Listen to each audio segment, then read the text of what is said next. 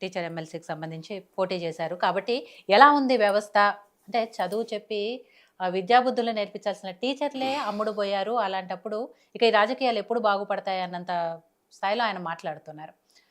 ఇక్కడ బీజేపీ అభ్యర్థులు కూడా డబ్బులు పంచిపెట్టిర్రు అనే ఒక విమర్శ కూడా వచ్చింది. అది ఎంతవరకు ఏంటి? ఏ పార్టీ అయినా ఒప్పుకుంటుందా? మేము పంచిపెట్టినామని ఏ పార్టీ కూడా ఒప్పుకోరనుకోండి. అది వేరే విషయం. ఈవెన్ గౌతమ్ ప్రసాద్ కూడా అదే విషయం చెప్పారు. పంచిపెట్టారు, డబ్బులు విపరీతంగా పంచిపెట్టారు అనేది. బీజేపీకి సంబంధించిన అభ్యర్థులు పంచిపెట్టారా? లేదా? అనే దాంతో పాటు తీన్మార్ మల్లన్న గారు మీ పాత మిత్రుడే. బీజేపీ నుంచే వచ్చిర్రు. సో, ఆయన గురించి ఏం చెప్తారు? ఆయన పార్టీ అంటే నేను అందరికీ ఒక విషయం చెప్తున్నాను. సస్పెండ్ చేసిన విషయం గురించి నేను మాట్లాడతలేను. ఎందుకంటే అది ఆ పార్టీకి సంబంధించిన విషయము. వాళ్ళ పార్టీ లైన్ దాటితే క్రమశిక్షణ చర్యల కింద వాళ్ళు యాక్షన్ తీసుకుంటారు.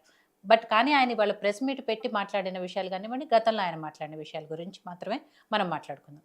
చెప్పండి నరసింహనాయుడు గారు. ముఖ్యంగా ఇక్కడ ఒక కారల్ మార్క్స్ చెప్పినటువంటి ఒక విషయాన్ని ప్రస్తావించి తర్వాత తీన్మార్ మల్లన్న అది ఎంత దూరం పోతాడు ఏంది మంచి చెడ్డమంటున్నాము. ఇప్పుడు కారల్ మార్క్స్ ఏమంటుందంటే ఏదైనా ఒక సిద్ధాంతాన్ని ఇప్పుడు ఏదైతే తీన్మార్ మల్లన్న బీసీ వాదం అంటుండో లేకపోతే బహుజన వాదం అంటుండో ఇంకా దీన్ని ప్రజల్లో పట్టు బిగించకుండా నువ్వు అక్కడ ఆల్రెడీ ఉన్నటువంటి భౌతిక శక్తిని దాన్ని భౌతిక శక్తిగా మార్చకపోతే ఈ సిద్ధాంతాన్ని నువ్వు అక్కడ ఆల్రెడీ ఉన్నటువంటి భౌతిక శక్తిని మార్చలేవు. నీ సిద్ధాంతం ప్రజలు యాక్సెప్ట్ చేసి ఆ సిద్ధాంతానికి అనుగుణంగా ఇప్పుడు మనం చూసాము. ఇప్పుడు కాంశీరామ్ ఏకాఏకిన వచ్చి పార్టీ పెట్టి ఏదో విజయం సక్సెస్ కాలేదు. మళ్ళీ ఆయన పదవి ఆశించలేదు. ఒక శిష్యురాలను తయారు చేసి మాయావతిని ప్రజల ముందు పెట్టిండు. ఇప్పుడు ఆయన ఏం సిద్ధాంతం ప్రతిపాదించిండు? ఆయన మనువాదాన్ని వ్యతిరేకము, బ్రాహ్మణ వాదానికి వ్యతిరేకము, బ్రాహ్మణులకు కాదు. మనం ఇక్కడ గుర్తుపెట్టుకోవాల్సిన విషయం. కాబట్టి ఇలా తీన్మార్ మల్లన్న ప్రెస్ మీట్లో కూడా నేను గమనించిన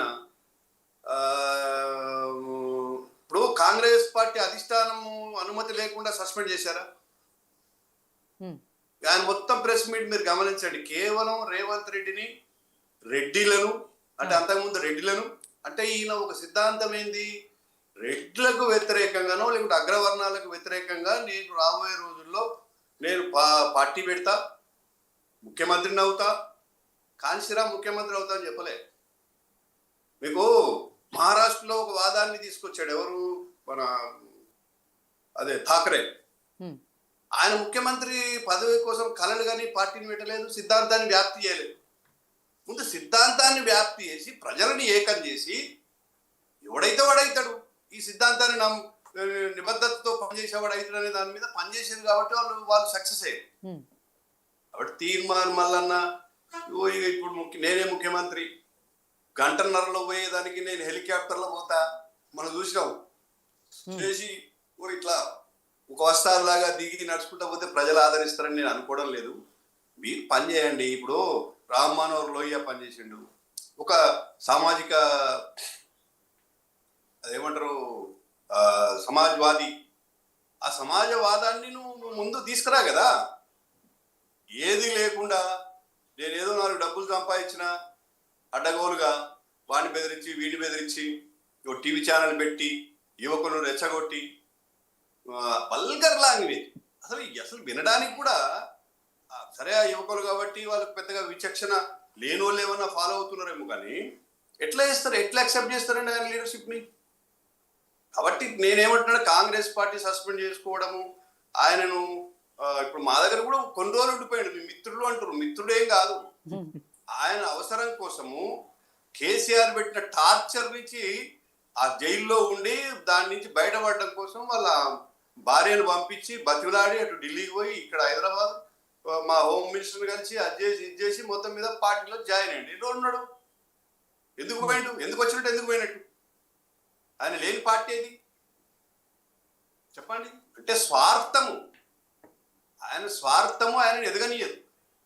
వాట్ ఐఎమ్ సేయింగ్ అల్టిమేట్లీ నువ్వు బహుజనవాదానికి అగ్రవర్ణాలు కూడా కలిసి వస్తారు. ఎప్పుడు నీ వాదనలో నిజాయితీ ఉండి, నీలో నిజాయితీ ఉండి, నీ కమిట్మెంట్ ఉంటే వస్తారు.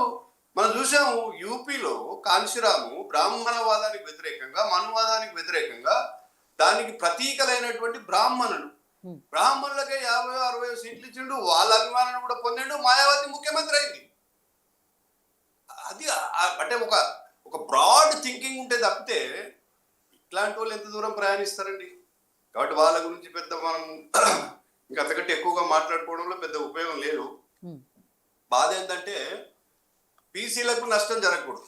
నేను మొదటి నుంచి కూడా బీసీలకు రాజ్యాధికారంలో వాటా ఉండాలి, ఈ సమాజంలో 50% పైగా ఉన్న వాళ్ళకు న్యాయం జరగాలి అనే దాని మీద నాకు ఏం అభ్యంతరాలు లేవు. నా సామాజిక వర్గం ఏదైనా కావచ్చు, బట్ ఒక ఒక ఒక సమన్యాయం జరగాలనే దాంట్లో నాకే భేదాభిప్రాయం లేదు. కానీ ఇట్లాంటి వాళ్ళతో జరగదని మాత్రం నేను చెప్పదలుచుకున్నాను. నిజమైన డెడికేట్గా పనిచేస్తే డెఫినెట్ వస్తుంది. ఇప్పుడు మిత్రుడు నేను విన్నా, నిజంగా నాకు కూడా బాధాకరం. శంకర్ గారు చెప్పింది ఏదైతే ఉందో అది వాస్తవం. ఈరోజు డబ్బు లేకుండా రాజకీయం జరుగుతలేదు. ఆ 1, 2, 3 పార్టీలు ఉంటే వాళ్ళ వైపే ప్రజలందరూ ఫోకస్ ఉంది. అది ఈరోజు నేను చెప్తున్నా, ఏ పార్టీ కూడా అతీతం కాదు. ఉండదు. ముందు ప్రజలను మార్చండి. ప్రజలను మార్చకుండా మనం ఆశిస్తే రిజల్ట్ ఎక్కడ వస్తుంది? కాబట్టి వారికి ఇంకా వయసు ఉంది, అంత నిరాశపడాల్సిన అవసరం లేదు. శంకర్ గారు ఓయూలో మీరు జేఏసీలో ఉన్నారు, ఫైట్ చేసినారు, చేయండి. ఏదో ఒక రోజు మార్పు డెఫినెట్గా వస్తుంది. ఇప్పుడు చాలా ఎగ్జాంపుల్స్ ఉన్నాయి మీకు. సమాజాన్ని మార్పు తీసుకురావడం అనేది ఢిల్లీలో చూసాం. ఆమ్ ఆద్మీ పార్టీ మోడీని దేశమంతా తలకెత్తుకొని మోడీని ప్రైమ్ మినిస్టర్ చేసిన రోజు కూడా ఢిల్లీ అసెంబ్లీ ఎన్నికల్లో ఆమ్ ఆద్మీ పార్టీ గెలిచింది. నిన్నగాక మొన్న మరి పంజాబ్లో నువ్వు అన్నట్టుగా ఓ రిక్షా వాడో, పాన్ షాప్ వాడో వీడో సాధారణ వ్యక్తులు కూడా అయ్యారు. అంటే నేను ఇందాక చెప్పింది అందుకే, సైద్ధాంతికంగా నువ్వు ప్రజలను ప్రిపేర్ చేయకుండా సిద్ధాంతపరంగా ప్రజలలో మార్పు ఎట్లా ఆశిస్తాము? భౌతిక శక్తిగా ఎట్లా మారుద్ది? కార్ల్ మార్క్స్ నేను సిద్ధాంతాన్ని అనుసరించే వ్యక్తిని కాదు. వాస్తవానికి మేము వ్యతిరేకించాం చాలా విషయాలను. ఇవాళ ఈ సందర్భానికి తగిన కొటేషన్ కాబట్టి చెప్తున్నా. కాబట్టి ఈయన ఎక్కువ దూరం ప్రయాణం చేయలేడు. నాకు తెలిసి ఇవాళ ప్రెస్ మీట్లో కూడా కాంగ్రెస్ పార్టీ ఎంతసేపు రేవంత్ రెడ్డిని ఓన్లీ బీసీ గణన మీదనే మాట్లాడాడు, మిగతా విషయాల మీద కానీ కాంగ్రెస్ అధిష్టానం మరి ఎందుకు ఇట్లా నన్ను సస్పెండ్ చేస్తుంటే మెదలకుండా ఉంది అని కూడా మాట్లాడలేదు. మధ్యలో సస్పెండ్ చేసి 10 రోజులు అయింది. ఇవాళ ఫ్రేమ్ కట్టేయడానికి 10 రోజులు పట్టింది. దాన్ని సస్పెన్షన్, దాన్ని ఫ్రేమ్ కట్టించుకోవాల్సిన గొప్ప కార్యమా? పార్టీని సస్పెండ్ చేసారు. నేను చెప్తున్నా, నేను కూడా ఒక విషయంలో బీజేపీలో డిఫర్ అయ్యి ఐ రిజైన్డ్. సస్పెండ్ దాకా తెచ్చుకోలే. పసుపు బోర్డు ఇవ్వమన్నారు 2017లో. మేము అంతకుముందు 10 ఏళ్ళు కొట్లాడినాం, ఇయ్యలేదు. నేను దానికోసమే నాకు సాధించాలనే తపనతోటి స్టేట్ పార్టీతో డిఫర్ అయినా. స్టేట్ పార్టీ అడ్డం ఉంది. నేను మా పార్టీ గురించి చెప్తున్నాను. పార్టీ ఎందుకు ఉంటుందండి? వాళ్ళ లైన్ వాళ్ళకు ఉంటుంది. ఎప్పుడు ఇవ్వాలో ఇస్తారు. నీకు ఓపిక ఉండాలా, పార్టీలో ఉండి పని చేయాలా. నేను చేయలే. I lost my career. చెప్తున్నాం, ఇట్స్ మై ఎగ్జాంపుల్. మొన్న మీరు చూశారు 19లో ఇక్కడ ఎంపీ నిలబడ్డ క్యాండిడేట్ అనౌన్స్ చేసిండు ఇస్తామని. మళ్ళా మోడీ గారు స్వయంగా అనౌన్స్ చేసిండు. కాబట్టి నేను ఏమంటున్నా అంటే, ఏదైనా ఒకటి సాధించాలన్నప్పుడు ఆ నిబద్ధత ఉండాలి, తపన ఉండాలి, పని చేయాలి. ఇప్పుడు ఆ పార్టీని ఇప్పుడు ఇన్ని పార్టీలు కూడా సిద్ధాంతం కోసమే మారుతూ వచ్చిండా అంటే ఏ పార్టీ మిగిలింది మరి? మళ్ళీ మీ పార్టీకే వస్తాడేమో చూడండి. 2028లో బీసీ ముఖ్యమంత్రి అంటున్నాడు, మీరు కూడా అదే అంటున్నారు కాబట్టి మళ్ళీ మీ పార్టీకే వస్తాడేమో. నేనేమంటున్నా, మేము వస్తే మేము ఆయన ఇస్తామండి. మా దగ్గర లేరా? సాక్రిఫైస్ చేసి సంవత్సరాల తరబడి సిద్ధాంతం కోసం పనిచేసిన వాళ్ళు ఉన్నారు, ప్రజల అభిమానం పొందిన వాళ్ళు ఉన్నారు, కమిట్మెంట్తో పనిచేసే వాళ్ళు ఉన్నారు. కాబట్టి సరే, బీసీలను ముఖ్యమంత్రి చేయగలిగితే బీజేపీ చేస్తుంది. ప్రైమ్ మినిస్టర్నే చేసినాము. కాంగ్రెస్ చెప్పానండి ప్రైమ్ మినిస్టర్ బీసీ అవుతాడని. కాంగ్రెస్ చెప్పానండి బీసీ ముఖ్యమంత్రి. అప్పుడు కరెక్ట్గా ఎన్నికల టైంలో చెప్తారేమో, ఇక రేవంత్ రెడ్డి పని అయిపోయింది కాబట్టి ఇక రేవంత్ రెడ్డి పక్కన పెట్టి మేము బీసీ ముఖ్యమంత్రి చేస్తామని. బహుశా అది కూడా ప్రజలు నమ్మరు. చేసేది ఉంటే మొన్ననే చేసేది ఉండే. ఆల్రెడీ బీజేపీ కమిట్ అయింది కదా. నెక్స్ట్ కూడా అంతే.